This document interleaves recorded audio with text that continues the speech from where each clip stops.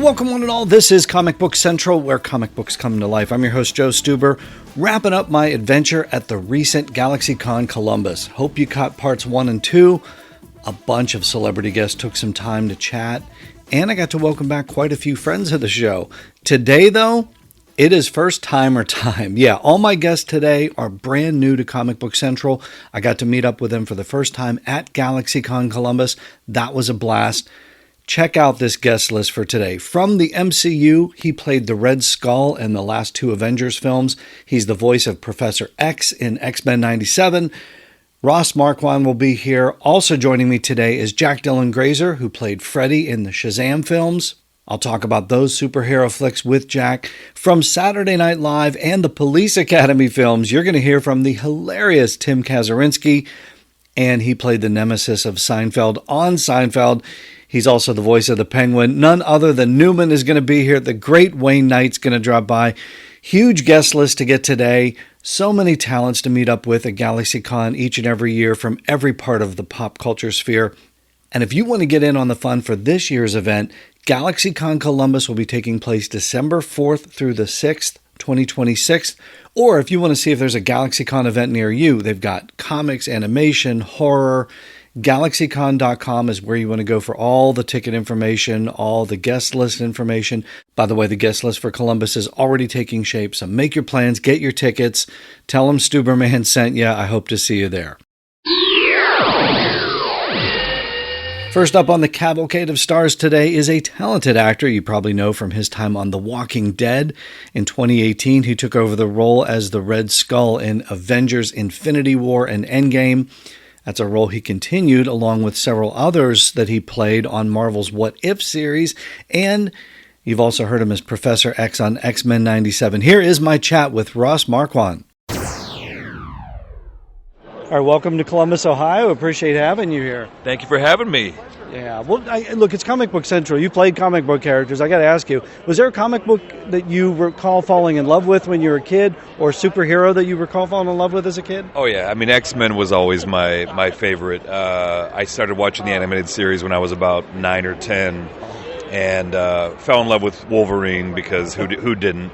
And it was the show that made me want to be an actor, literally. So, have you had a chance to meet Cal Dodd at some of these conventions? Many times. In fact, I met him well before we even started working together.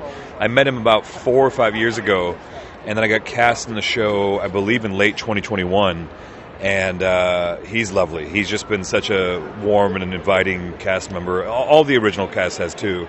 And I got to say, I think it's the best cast that I've ever been a part of. You know, it's incredible. Yeah. Comic fans can be intense about accuracy. What's the single most surprising deep-cut detail that you discovered either about Red Skull or Ultron while you were doing some research? Ooh, that's a great question. Well, you know, Red Skull's gone through so many iterations, you know, from 1939 onwards. He's literally the oldest Marvel villain, period, but also one of the oldest supervillains, period, as well. So you've got Lex Luthor was, I believe, the first quote-unquote supervillain. Right. And right after that, Red Skull was the first Marvel supervillain. Of course, it wasn't called Marvel back then, but, you know, there's just been so many different iterations of him, whether he's Iron Red Skull or, you know, these robot versions, and same thing with Ultron. He's gone through so many iterations. So I was blown away by just the vastness of their characters and how many different forms they've taken on since their inception. You've done like motion capture, you've done voiceover, you've done comic book heroes in different formats. Which one seems the most comic booky to you when you're bringing these characters to life? Ooh, I mean, definitely X-Men. I mean, Red Skull was incredible because I got to be a part of this movie that was, you know, just this huge international hit, and half of Hollywood was in those movies, you know, of course. But something about playing Professor X in Apocalypse that's so true to the source material, you know. It really was just a not direct translation from the comic books, but a pretty damn close reflection of what they explored in those comics, you know. And I just love playing both of those characters. It's fun to play both one of the best good guys and the best bad guy on that show, you know. Red Skull or Ultron, who's more fun to slip into for 10 seconds on a convention floor? I mean, there's something so delicious about Ultron. he's such a complete villain because he doesn't believe he's doing anything wrong. Like a lot of these villains, there's a mustache twirling element to them that they really feel like they are doing what is right, but they also know that they are evil. Ultron has no concept of evil within himself because he's quite literally just a computer program that believes he is bringing order and peace to the universe, which is chaotic. So there's something really wonderful about the precision and the purity of Ultron. I'm giving you control of What If for one episode. What's your wildest pitch? Ooh, wildest pitch. Gosh. What if Red Skull had telekinetic abilities and came back to Earth after being secluded on Vormir for 80 years? That's the episode I want to see. What keeps you coming back to these genre roles? They're just fun. I mean, first and foremost, I would say this was my childhood. This was quite literally the reason why I was able to get through so many days when I was being bullied and being picked on.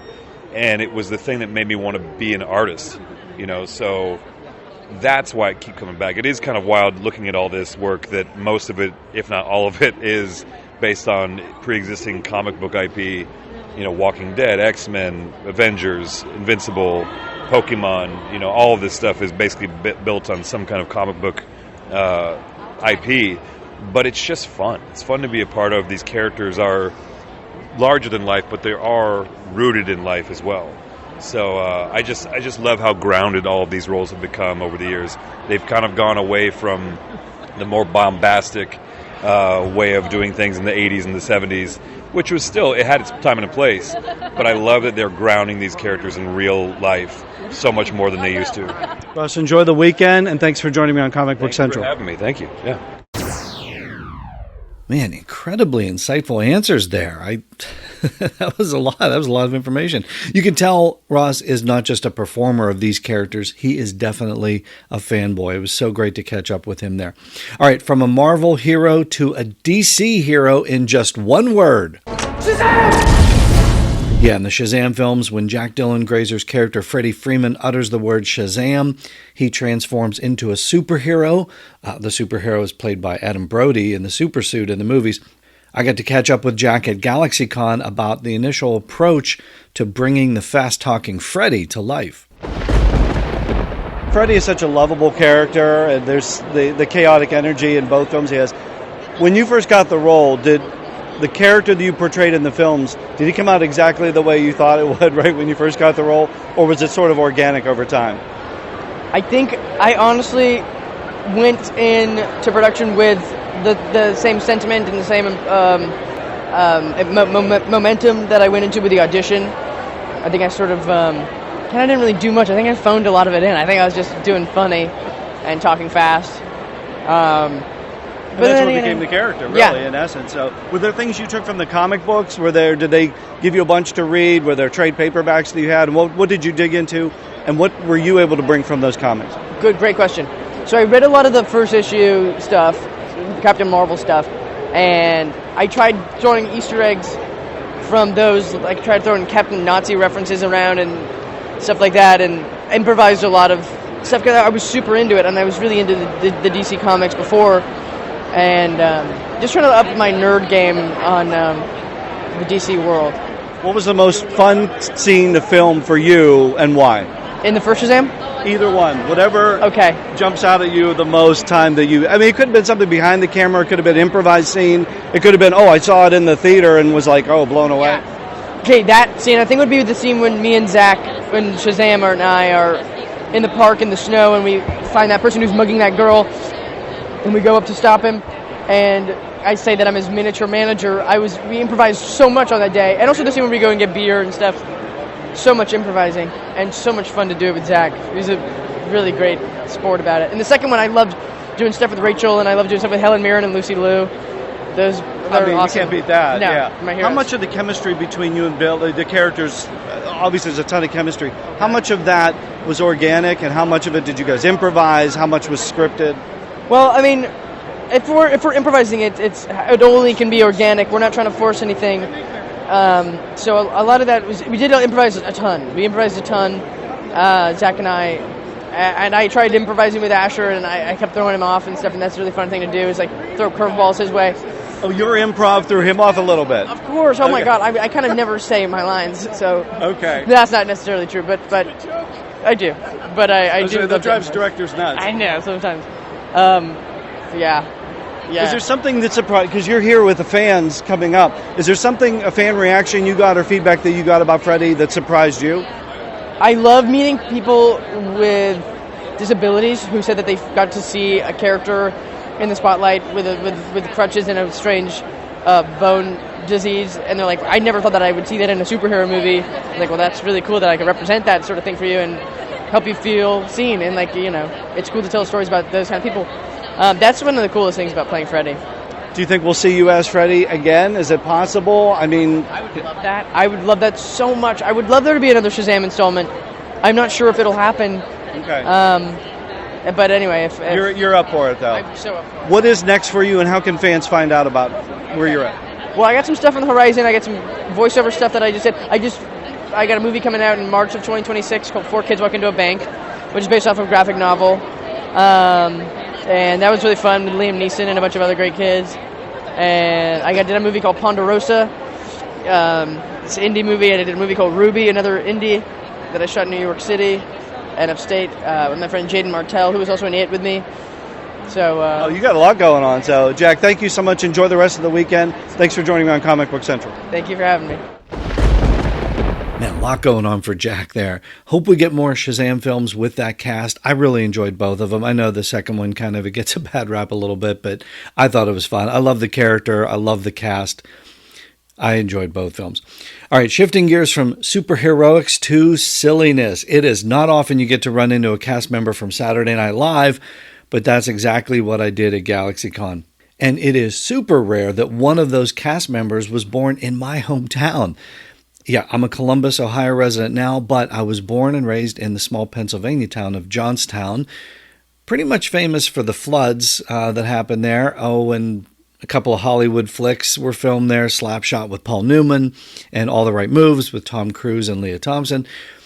I think there was a recent Jeopardy champ that was born there. Yours truly was born there. So I guess you could say Comic Book Central had its origin story in Johnstown, Pennsylvania, as did the great Tim Kazurinsky. You might remember him from the Police Academy films as well. Hilarious in those films. I stopped by Tim's table, and of course, I had to chat with him about our mutual hometown in western Pennsylvania. There's not too many of us from Johnstown, Pennsylvania here today, I would imagine. So, fellow Johnstownian. Yep, I'm a Johnstonian. Yeah. Born in 1950. Okay. I was born in 1967. That year is significant to you for Johnstown, right? Yeah, because I came, at age 2 months, my Australian war bride mother took me and her other 4 babies back to Australia with her, and I didn't come back until March of 1966, and then I went to high school here. I lived with my 2 Polish aunts in Kernville, and went to Johnstown High, and I edited the high school paper and worked on the yearbook, which entitled me to a job at the Johnstown Tribune-Democrat. And one night, just after I graduated from high school, there was I think a wildcat strike by reporters that didn't show up, and I ended up punching out about who the editor was going, who can type? And wow. I just finished the typing, the only guy in the typing class, and I banged out about 20 little stories, and the guy hired me that night. So like a few weeks out after high school, I ended up with a nightside reporter job at the Johnstown Tribune-Democrat, thinking that only this happens in America. This is If only you knew. It was so much more. And then I wind up years later on Saturday Night Live, where Garrett Morris used to say, America been pretty good to me, very good to me. Well, America has been very good to me, too. Do you remember your first byline for the Tribune Democrat? And I can't believe I get to say Tribune Democrat in an interview finally. This is the weirdest thing. Yeah, actually, I was just doing basic local stories that were in AP style, but my 2 big stories that year, I interviewed Denny McClain, who had come to town for an organ recital, and was a Detroit ball player. And the other one was, now God, am I going to blank on his name? a comedian piano player, but I had seen him weirdly in Australia, and he was a masterful pianist who he used to have a phonetic alphabet where he'd go, a period would be, and an exclamation point. That sounds like Electric Company. Who did that? Yeah. King. It's gonna make me crazy that I can't remember his name because I'm 75 now. I'm trying to remember I'll remember it too now. Yeah, because he used to do. It was either Sesame Street or Electric Company. I think he did that on. Yeah. But he was literally. Oh, was it Victor Borga? Victor Borga. We did it. We did it. We did it. Oh, Two old guys finally did it. Sometimes it takes a village. Oh my God, we got there. I wrote a TV pilot once where there were 3 old guys, and it used to have to go around the cyclotron, and they do this before they get the answer. Yeah, one story for 3 people. Oh my God! But he interviewed me, and he was great, and but also when I would interview him, he bought me a gin and tonic. It was my first alcoholic drink. Nice. And from Victor Borga, man. Yeah. And I was actually only 17 at the time. So. Under the drinking age. So did John Belushi personally recommend you to Saturday Night Live and mentor you? He did. He had come and seen me on stage at Second City, and for some reason took a liking to me. I was actually rewriting a movie called My Bodyguard at the time, and so I had to be in the office working in the daytime. Adam Baldwin one. Yeah, Adam Baldwin and Chris Makepeace. Yeah. Lovely little Great film. Lovely film. Tony Bill, wonderful guy, directed it. And so John would, and at that time we were working on the Blues Brothers, and it would come and I'd do my show at night, and then we'd improvise until about 11, and then John would come by and say, let's go out, and I was like, I got to get up 7 in the morning. I got to be here working on the script. And then he grabbed me in the headlock and said, "We're going out." So, oh wow, party! And so we hung out, and he had his blues bar there, and it was really great fun. And I had no idea that he would. When I got hired at Saturday Night Live, I didn't even know it was because of him.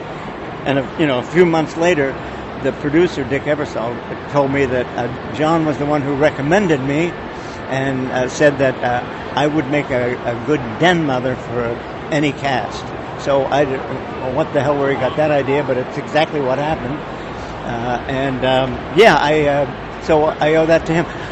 I weirdly never auditioned for Second City or Saturday Night Live, and I probably never would have got hired either place if I had to, because I don't audition well. Was there a piece of advice he gave you that still sticks with you today, that still resonates with your performing today? John? Yeah. Or was it more of just a tone? You know what? I actually, he said, you're not going to quit. Don't ever quit. Don't ever quit. Because my first few months on the show, it was so crazy on that show that I decided to quit and go back to Chicago, because there were troubles with the writing staff, and I was a writer on the show as well. And so I told him I quit, and he said, "Oh, Judy and I'll drive you to the airport." And they actually picked me up, drove me to Judy's psychiatrist, and said, "You have to go in and talk to this guy because, you will never get this opportunity again, and you're walking away from it. You can't quit." So, and he was right, and I stayed, and it has, having been on that show, made it the rest of my life go in sync. It was, all good things happen, and John was a great friend and a really wonderful and talented and super intelligent guy that people don't know. He was remarkable. What's next for you, and how can fans keep up? Do you have a website, or are you out on social media, and what can we look forward to? Yeah, I'm not on social media. About 5 years ago, I said to my daughter, I think I'm going to go on Facebook because I was retired, and she got the blood drained from her face, and she said, "Dad, if you go on Facebook, you'll never get another thing done in your life because you're such a social animal and you know so many people, you've been so many places." He said, you'll get swallowed up. You'll go down the rabbit hole and we'll never see you again. So I never went on. All right. So what's next for you? Next for me, I I'm doing a Galaxy Comic-Con right now. It's fun with my buddy Bobcat Goldthwait. Your table mate there. My lifelong, coming to a convention near you, right? My brother from another mother. Yeah, so it's for me. It's a little mini vacation, and I get to hang out and meet people who really, love all the stuff, the crazy stuff that we did. Tim, if we ever get back to Johnstown together, the first round's on me. Yeah, great. And we'll go. I'll buy your first gin and tonic just like Victor Borga. And we'll go to the Jets game at the War Memorial. Yeah, we'll finish. Hey, one time I got on a plane. I'm sitting next to We'll finish each other's stories in Johnstown. Yeah, all right, yeah. Thank you, Tim. Paul Newman. I asked him what his favorite movie was. It's the most fun he ever had on a movie. He said Slapshot. Slapshot. And I was like, so. That's it, Johnstown, PA. Johnstown, PA. Love it. It is not often I get to chat with someone that gets my Johnstown, Pennsylvania references, so that was fun. And by the way, how about that Belushi story? That was fantastic. Tim was in a couple of films with John Belushi early on. He got SNL for several years, and then a slew of Police Academy films right after that. So, yeah, you could say it worked out nicely. Fun chat there. All right, let's stay with comedy. Chat with a man who brought one of the greatest sitcom characters to life for 7 seasons on the smash hit Seinfeld. Wayne Knight, he played Jerry Seinfeld's nemesis. Newman! Oh, iconic pop culture character for sure. But what you might not know is that Wayne also has an extensive voiceover career, bringing classic characters like Oswald Cobblepot, a.k.a. the Penguin, to life. So I wanted to chat with him about that. Here is the great Wayne Knight. I know you're always talking about Newman, but I want to talk about some comic booky stuff with you.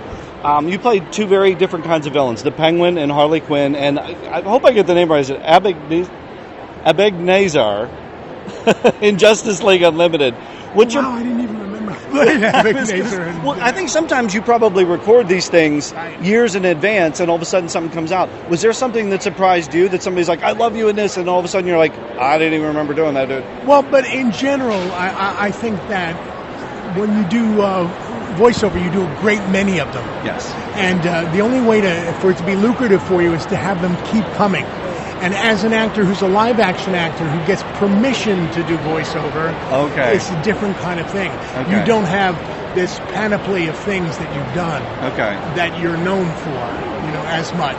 So, although I come in and get to do Penguin, it's not like I do it for years on end. But you knew the character. You knew the how much of an iconic character that was. Were you a comic book kid growing up? Did you read Batman? Yes. Well, I started out as a DC guy. Okay. When I was Who was your favorite? Well, I was a Superman guy. When you're, it was the 60s. Yes. I'm a little kid. It's Superman. And then it becomes Spider-Man as you reach adolescence. Yes. And you begin getting a little testosterone. You resonated with the character a little closer. Resonate with Gwen and resonate with the other people, But so was Penguin in your DNA at all? Like, did you? Oh, sure. Was it Burgess Meredith? Was that the rep? Okay. Of course. How tough was that to not do Burgess Meredith? Well, I love Burgess Meredith, but I also, I love the idea and aspect of the Penguin and all the incarnations of Danny DeVito's Penguin and different penguins, and just Cobblepot. I like the lore of Cobblepot.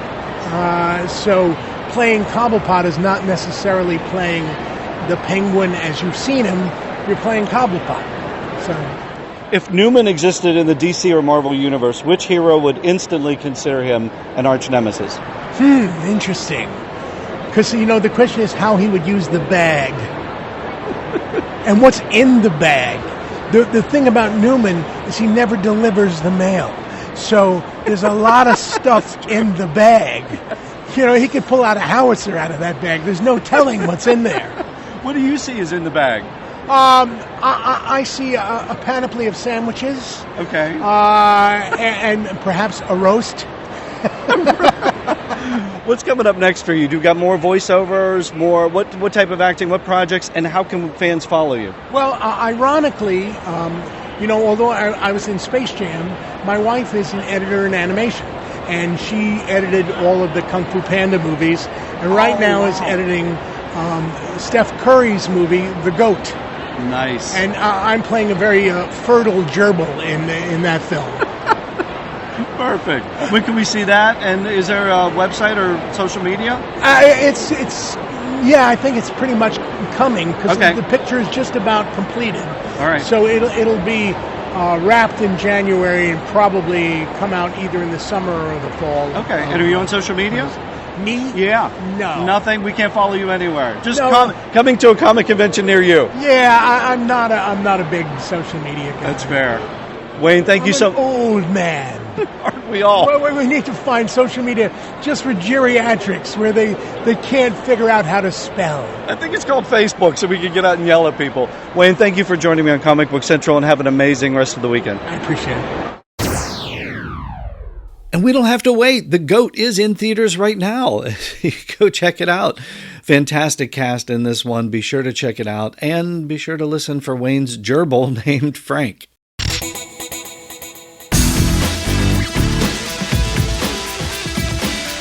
And that is a wrap on my adventure at GalaxyCon Columbus. My thanks to my guests today, Ross Marquand, Jack Dylan Grazer, Tim Kazurinsky, Wayne Knight, and of course, the equally terrific talents who joined me on parts 1 and 2. John Wesley Shipp, Lauren Lester, Diane Pershing, John Jackson Miller, Brent Spiner, Peter Facinelli, and Christopher Daniel Barnes. Man, that is a lot of celebrity conversations you just got. It was an epic convention, to say the least. And of course, my thanks to the entire staff at GalaxyCon for welcoming Comic Book Central and making it easy by having the show right here in my backyard. That is so much easier than traveling. Love that. GalaxyCon.com, that's where you want to be to make your plans for any GalaxyCon show. They've got pop culture shows, animation shows, horror shows. Check them out, make your plans, get your tickets, and be sure to tell them Stuberman sent you. All right, kids, I just gave you back-to-back 3-parters on my adventures on the road. Next episode, going back to the familiar format, because next time on Comic Book Central, who you going to call? Yeah, Ernie Hudson, that's who. Yeah, the Ghostbusters legend is going to drop by the Comic Book Central lair for an in-depth conversation. Ghostbusters, of course, we're going to talk about Ghostbusters. Quantum Leap, love that show, love the reboot that he was in. Going to chat about that sci-fi series. The Incredible Hulk, yeah, Ernie got to throw down with Lou Ferrigno back in the day for an episode of The Incredible Hulk. We are going to revisit that. So much more pop culture greatness when Ernie Hudson drops by. You do not want to miss it. And you will not miss it if you subscribe to the show wherever you get your podcasts. And of course, you can catch it on the YouTube channel as well. So subscribe to the show on YouTube and share the lair. Tell everyone you know about Comic Book Central. We have the mostest fun here. Ernie Hudson, the next time we get together. Until then, keep safe, keep reading those comics. And thanks for joining me here in the lair. Comic Book Central, where comic books come to life. All original content of this podcast is the intellectual property of Comic Book Central. All other content and names are registered trademarks and copyrights of their respective holders.